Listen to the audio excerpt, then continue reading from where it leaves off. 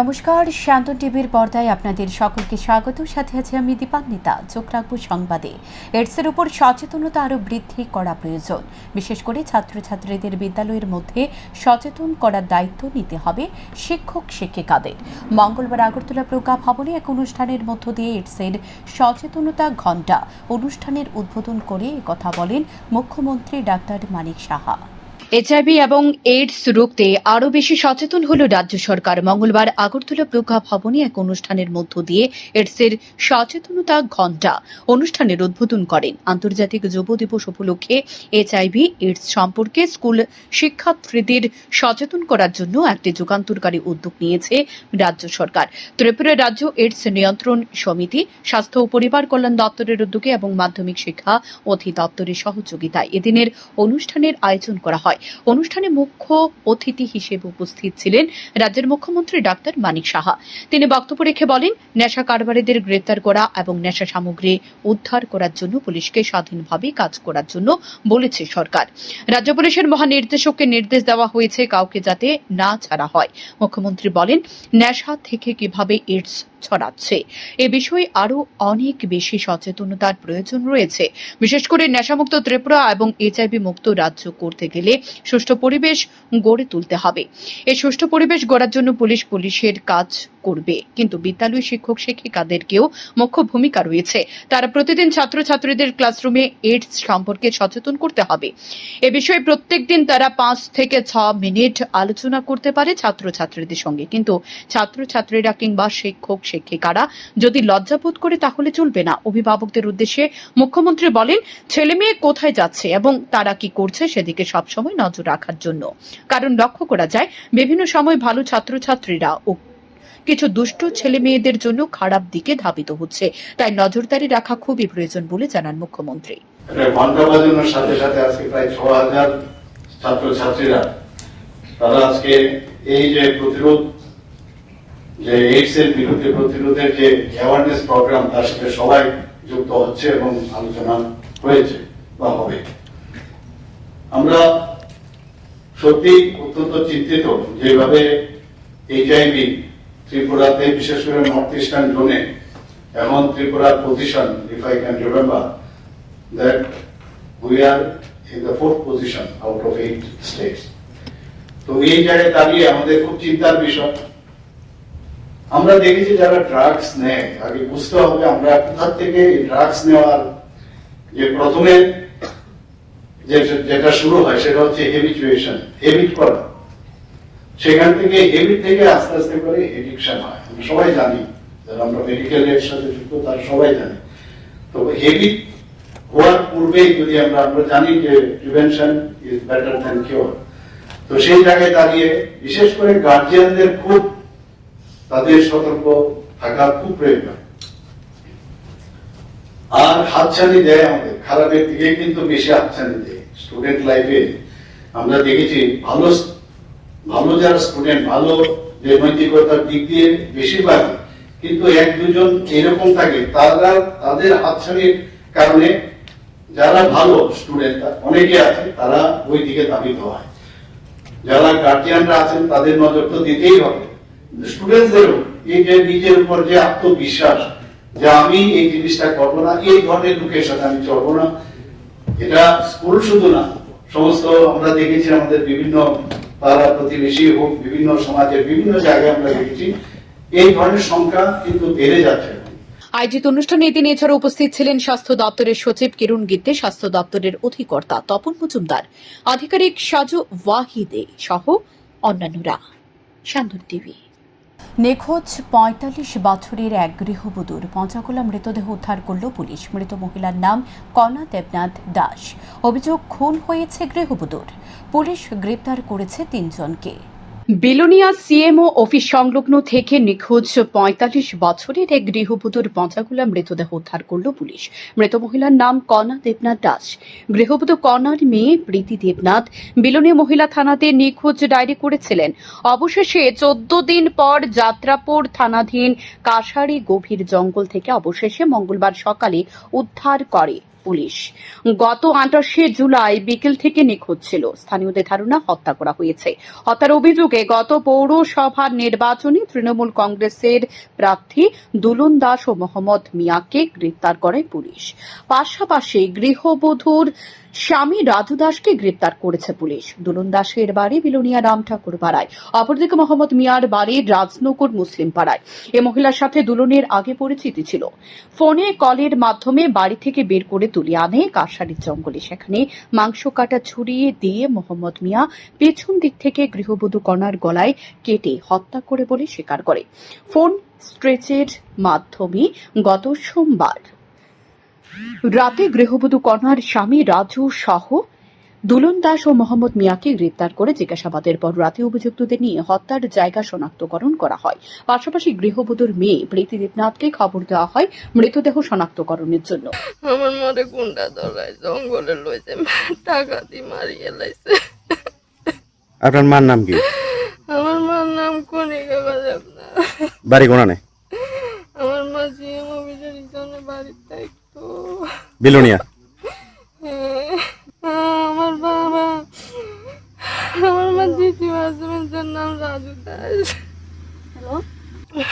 তে গুন্ডা ধরে আমার মার গলা মুছে মারিয়ে লাইছে ছুরিতে। কি গাড়ি দিয়েছিলে? তুমি আর হেয়ে আইছো মারছো কোনো এনন্য? কোন জায়গায় এটা? এটা এই জায়গাটার নাম কিটা? কাশারি। আনছো চিনলেছে না? তোমরা কিটা কইছিলে? কিটা কই আনছিলে? ও আনছিল অন্য কাজে, আনছিল অন্য কাজে। ও লোক আছে, আমি রাজনতুন কাছারি থেকে উঠছি।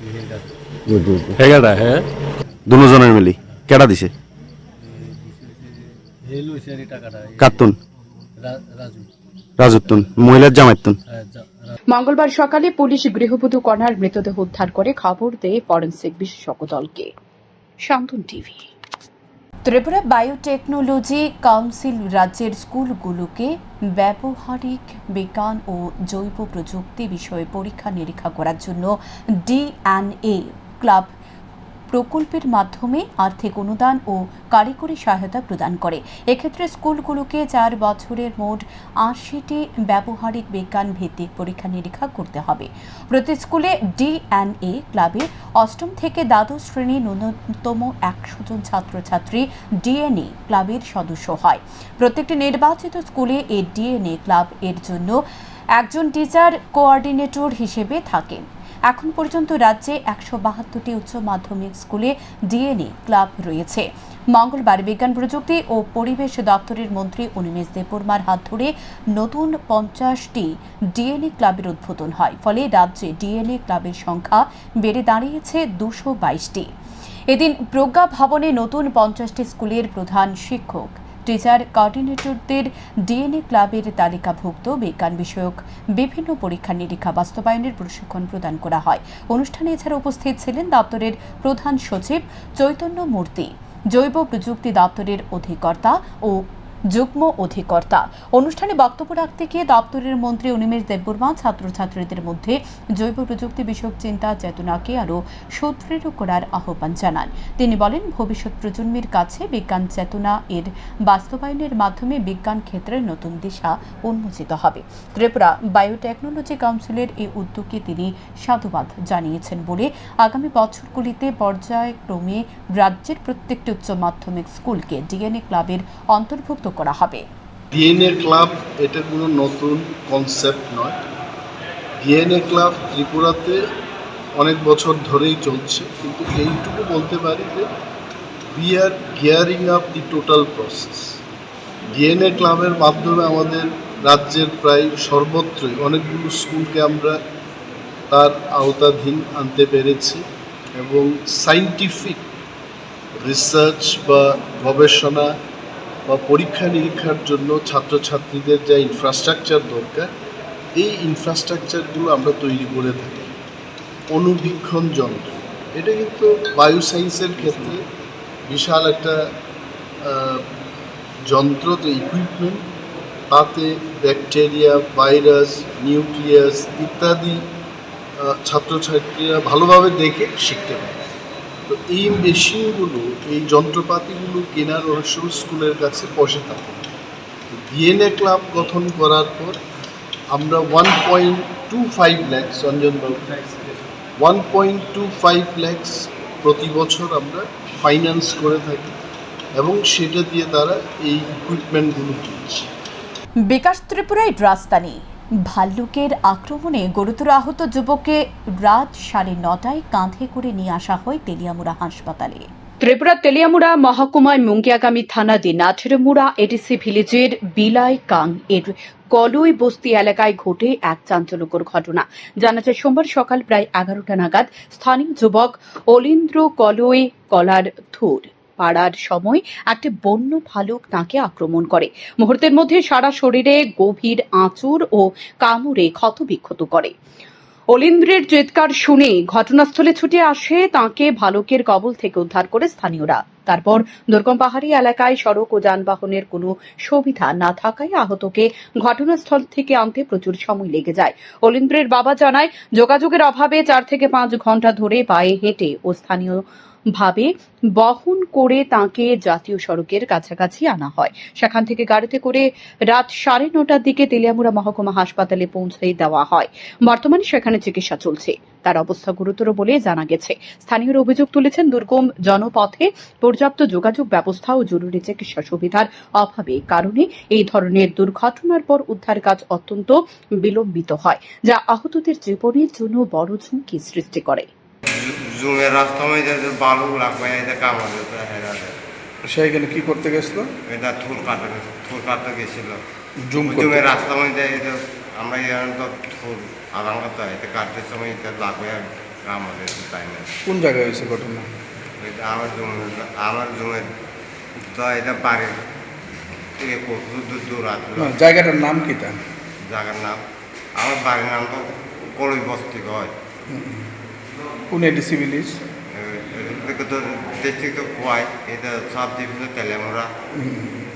বর্তমানে আহত ব্যক্তির চিকিৎসা চলছে হাসপাতালে। শান্তন টিভি। দীর্ঘদিন পালিয়ে থাকার পর অবশেষে জনতার হাতে ধরা পড়ল এক প্রতারক। জানা যায়, অভিযুক্তের নাম মোহাম্মদ নূর আহমেদ, বাড়ি ধর্মনগর থানাধীন পশ্চিম বটরশি 9 নং ওয়ার্ড এলাকায়। সে বিভিন্ন অজুহাত দেখিয়ে দীর্ঘদিন ধরে মানুষকে নানাভাবে ঠকিয়ে টাকা আত্মসাৎ করেছে বলে অভিযোগ। অবশেষে মঙ্গলবার দুপুর আনুমানিক 12টা নাগাদ কদমতলা ব্লক এলাকার প্রেমতলা বাজারে তাঁকে আটক করে স্থানীয় বাসিন্দারা। বিভিন্ন দোকান থেকে সামগ্রী ক্রয় করে অনলাইনে টাকা দিচ্ছে বলে ভুল তথ্য দিয়ে কেটে পড়ত সে। ঠিক একইভাবে এদিনও জনৈক এক অটো চালককে ঠকিয়ে শেষ রক্ষা হয়নি তার। মঙ্গলবার স্থানীয় লোকজন তাকে আটক করে উত্তম মধ্যম দিয়ে চোরাইবাড়ি থানার পুলিশের হাতে তুলে দেয়। এভাবে প্রতারণার ফাঁদে ফেলে অসংখ্য মানুষকে ঠকিয়েছে সে।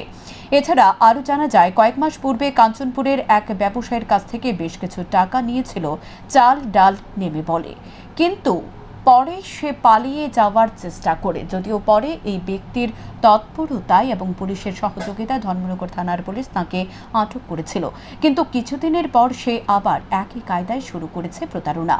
এদিকে চোরাইবাড়ি থানার পুলিশ জানিয়েছে, সাধারণ মানুষের অভিযোগ মূলে তাঁর বিরুদ্ধে একটি মামলা গ্রহণ করে তদন্ত শুরু করা হবে। পূর্বেও নাকি প্রতারণার বিরুদ্ধে অনেক অভিযোগ রয়েছে।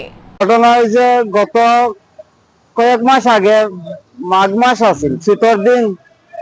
আমার চোরাইবাড়ি 1 নম্বর রেশন শিপে পাইছে, পাইয়া কইছে, দাদা ধর্মনগর যাইবেন নি? বলে হওয়া যাইমু, আমি তো টুকটুক চালাই। তা কইছে কত? আমি কইছি আমরা তো 400 টাকায় যাই, তুমি যদি যাও, যদি লেট না করো, 15-20 মিনিটের ভিতরে যদি আইও। কইছে না, আমি 15-20 মিনিটের ভিতরে গরমু, কত দিতাম? আমি 350 টাকা দিলে হে মানছে।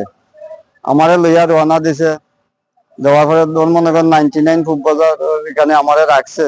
রাখিয়া কইছে, একটু দাদা দাঁড়াও, আমি তোরা মাল লই যাই। তা গেছে, 10 মিনিট পরে আইছে। আইয়া কইছে, দাদা আমারে 460 টাকা দেন। তা আমার মনে হইলো ভদ্রলোক মনে হয় মাল লইছে, 460 টাকা মানে তার শর্ট হইছে। আমি দিয়া দিয়েছি 460 টাকা।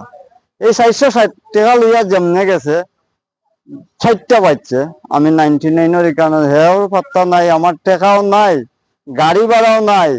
আমি আবার মানে বেলা আইয়া বলছে আমাদের দাদা উদ্যাপন যাইবে আমি যাইব তো দিদি যাম 300 টাকা ঠিক আছে তারা লইয়া গেছি উদ্যাপন করে গেলাম আমি কইছে দাদা আমি তো টাকা আনছি মাল লইতে আমার টাকা একটু কম করে গেছে আমার 1000 টাকা দিবে আমি চিন্তা দিলাম তো টাকাটা দিই না মানে দিই না আমি 12টা দিব ওই পরে 1000 টাকা দিবি আমি দেওয়ার পর তো আর নাই এবার তারা ফোন করার পরে কয় ওই আঙুলো কইরে তুই আইডাম লাস্টে আমার মানে উদ্যম দিয়েছি চুপচাপ জাগিয়ে বাড়ি থাকতে নেই। মাত্র 5,000 টাকার জন্য গাঁজা বাজারে যুক্ত হচ্ছে যুবকরা। মঙ্গলবার উদয়পুর স্টেশনে আটক সোনামুড়ার এক যুবকের কাছ থেকে এই তথ্য পায় পুলিশ।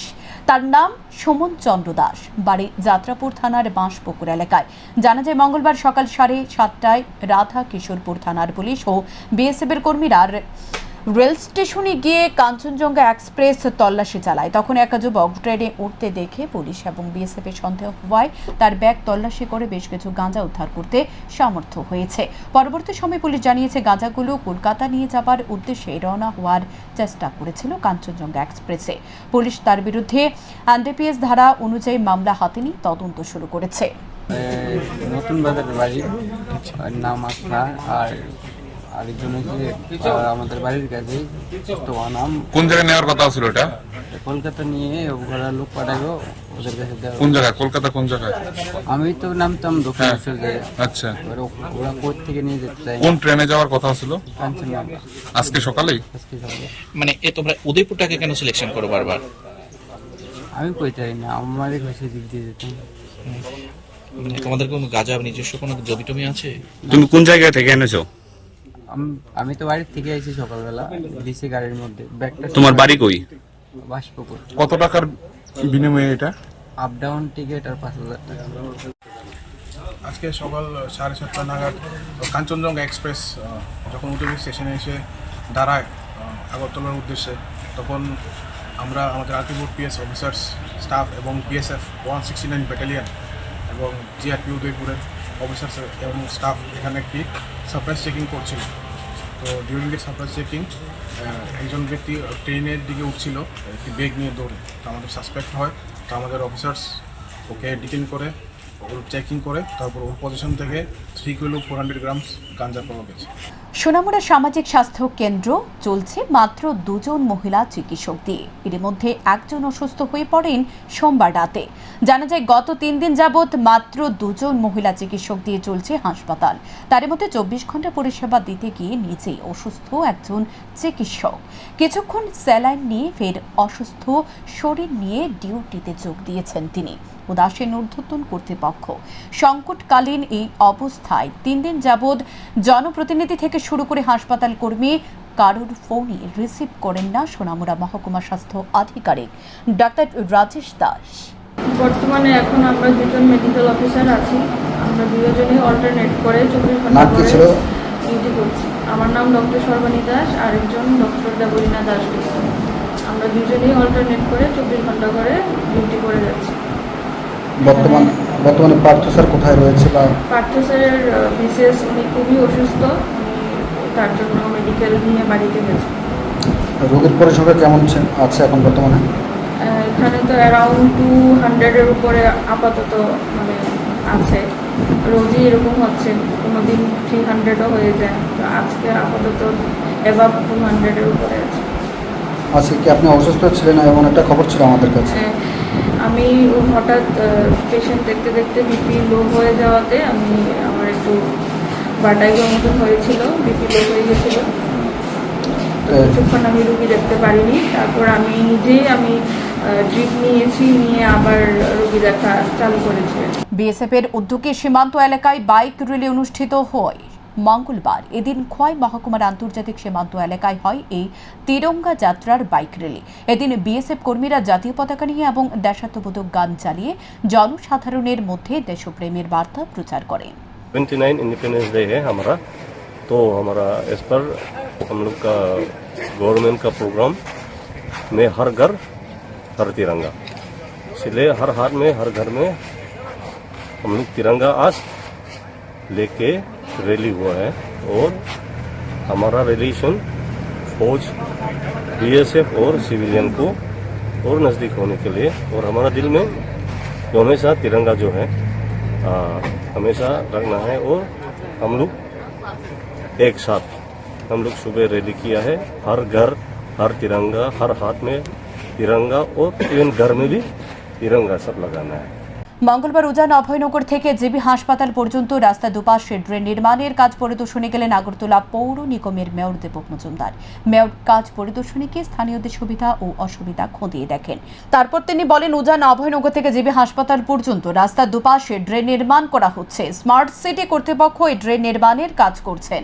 আজকে পরিদর্শনে এসে দেখা গেছে অত্যন্ত সঠিকভাবে কাজ চলছে, গুণগত মানের দিকে বিশেষ নজর দেওয়া হচ্ছে। মেয়র আশাবাদী দুর্গাপূজার আগে রাস্তার দুপাশে ড্রেন নির্মাণ না হলেও একপাশে ড্রেন নির্মাণ হয়ে যাবে। যে রাস্তাটা, বিশেষ করে অভয়নগর বাজার সংলগ্ন যে রাস্তাটা, এটা স্মার্ট সিটি মিশনের কাজ শুরু করেছে এবং দুধারে ড্রেন হচ্ছে। বলবো যে 50-60 বছরের পর এই প্রথম ড্রেনের কাজে হাত দেওয়া হয়েছে, কভার ড্রেন যেটা।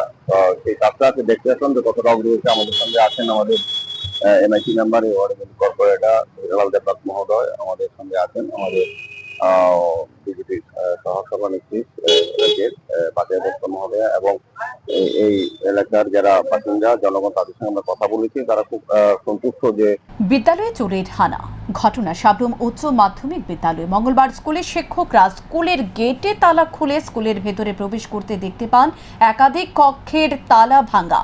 তারপর খবর দেওয়া হয় পুলিশকে। সাবরুম থানার পুলিশ ঘটনার স্থলে উপস্থিত হয়ে শিক্ষক শিক্ষিকাদের কাছ থেকে জানতে পারে কিছু নগদ অর্থ চুরি হয়েছে। পুলিশ ঘটনার তদন্ত শুরু করেছে। তবে এখনো পর্যন্ত এই ঘটনার সঙ্গে যুক্ত কাউকে গ্রেপ্তার করতে পারেনি পুলিশ। তবে উল্লেখযোগ্য বিষয় হলো, সাবরুম মহকুমা বহু পুরনো এই বিদ্যালয়ে কোনো রকম সিসি ক্যামেরা নেই, বিদ্যালয়ে দেওয়াল এবং স্কুলে নেই নৈশ প্রহরী। আজ 9:30টার দিকে একটা ইনফরমেশন আছে সাবরুম বয়েজ স্কুলের বিভিন্ন হেডমাস্টার থেকে ল্যাবের রুম, তারপর শিক্ষকের রুমগুলি, দরজাগুলি খোলা, তালা ভাঙা ছিল। তো এই ইনফরমেশনে এসে আমরা দেখি বেশ কয়েকটি রুমের তালা ভাঙা, প্লাস কয়েকটা আলমিরা এবং কয়েকগুলি লকারও ভাঙা। এখন পর্যন্ত কি চুরি গেছে তার কি কোনো সঠিক সিদ্ধান্তে আসা গেছে স্যার? এখন পর্যন্ত তেমন কিছুই পাওয়া যায়নি। কিছু স্টাইপেনের কিছু 5 থেকে 5,500 টাকার মতো জানা যাচ্ছে যে চুরি হয়েছে, বাকি আর কিছু জানা যায়। তারপরেও ভেরিফিকেশন করছে তারা। মঙ্গলবার সকালে রাধাকিশোরপুর থানায় গেলেন গোমতী জেলা পুলিশ সুপার ডক্টর কিরণ কুমার। তিনি এসে প্রথমে সেলামি গ্রহণ করে রাধাকিশোরপুর থানার বিভিন্ন কক্ষগুলো পরিদর্শন করেন। পরে তিনি বলেন, গোটা জেলাকে নেশামুক্ত করার জন্য পুলিশ কিভাবে দায়িত্ব পালন করবে সেই রূপরেখা তৈরি করা হয়েছে। পাশাপাশি ট্রাফিক পরিষেবা নিয়েও তিনি আলোচনা করেছেন পুলিশ কর্মীদের সাথে। एसपी गोमती पे ज्वाइन किया हूँ डिस्ट्रिक्ट में, और ये मेरा पहला थाना विजिट है आरकेपुर पीएस का। तो ये डिस्ट्रिक्ट का सबसे बड़ा पीएस है। अभी मैं जनरल विजिट के लिए आया हूँ, और मेरा एम होगा कि जो भी हमारा ऑनरेबल सीएम का जो सीएम सर का जो मिशन है नशा मुक्ति पूरा, उसका डायरेक्शन में मैं काम करूँगा। इसके अलावा इधर पूरा ट्रैफिक इश्यूज़ है वो उसको भी मैं ध्यान में रख के काम करूँगा। उसके अलावा जो भी प्रॉपर्टी ऑफेंस है और रिमेनिंग जो भी प्रॉब्लम्स होता है वो सबको मैं सुन के एक्शन प्लान बनाऊँगा। স্বাধীনতা দিবসকে সামনে রেখে আজ কমলপুর নগর পঞ্চায়েতের উদ্যোগে এক তিরঙ্গা যাত্রা অনুষ্ঠিত হয়। পদযাত্রাটি শুরু হয় নগর পঞ্চায়েতের কার্যালয়ের সামনে থেকে। শহর পরিক্রমা করে সেই পদযাত্রা কমলপুর টাউন হল প্রাঙ্গণে এসে সমাপ্ত হয়। সেই পদযাত্রায় বিভিন্ন স্কুলের ছাত্রছাত্রী, শিক্ষক শিক্ষিকা ও সমাজের বিভিন্ন অংশের মানুষ যোগদান করেন। পদযাত্রায় সামিল হন কমলপুর নগর পঞ্চায়েতের চেয়ারম্যান প্রশান্ত সিনহা, ভাইস চেয়ারম্যান সুব্রত মজুমদার, নগর পঞ্চায়েতের সহকারী কার্যনির্বাহী আধিকারিক ধনঞ্জয় চাকমা সহ অন্যান্যরা। কমলপুর নগর পঞ্চায়েতের উদ্যোগে ৭৯তম স্বাধীনতা দিবসকে সামনে রেখে গত ২রা আগস্ট থেকে 15ই আগস্ট পর্যন্ত আমাদের যে বিভিন্ন কার্যক্রম, তারই অঙ্গ হিসাবে আজকে আমরা কমলপুর নগর পঞ্চায়েতের অফিস থেকে কমলপুর টাউন হল পর্যন্ত একটা বর্ণাঢ্য তিরঙ্গা র্যালি আমরা করেছি। র্যালিতে আমাদের সম্মানীয় ভাইস চেয়ারপারসন সহ ডিসিএম সহ বিভিন্ন বিদ্যালয়ের শিক্ষক শিক্ষিকা, ছাত্রছাত্রীরা, আমাদের কাউন্সিলরগণ সবাই উপস্থিত ছিলেন। এখনকার মতো সংবাদ এ পর্যন্ত। পরবর্তী আপডেট পেতে চোখ রাখুন শান্তন টিভির পর্দায়। নমস্কার।